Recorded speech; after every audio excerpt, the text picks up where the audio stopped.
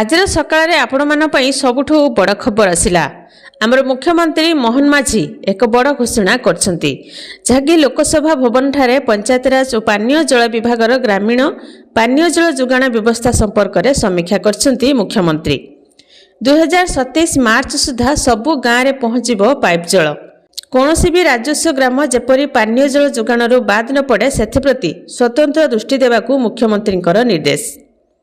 2027 मार्च सुधा राज्यर सबु ग्राम को पाइप जल जोगाण सुविधा जोगाइबाकू मुख्यमंत्री निर्देश देइछंती। एहाकू मिशन मोड रे कार्यकारी करी निर्दिष्ट समय सीमा मध्य जेपरी समस्त ग्रामगुड़िक पानीय जल सुविधा जोगाई दियाजिबो सेथिप्रति स्वतंत्र दृष्टि देबाकू मुख्यमंत्री परामर्श देइछंती। आदिवासी अध्युषित अंचल प्रति विशेष दृष्टि देबाकू एही बैठक रे गुरुत्व दिया जाइछि।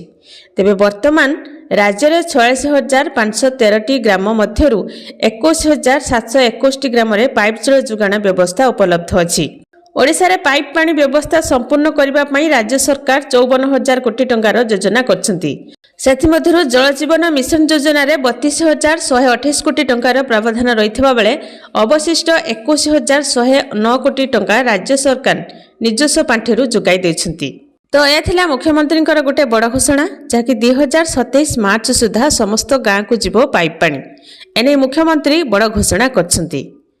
आपण मानक ग्राम को यही पाइप पानी जाइछि कि नहीं कमेंट रे जणेबे और वीडियो को लाइक करबे, चैनल को सब्सक्राइब करके रखिथिबे।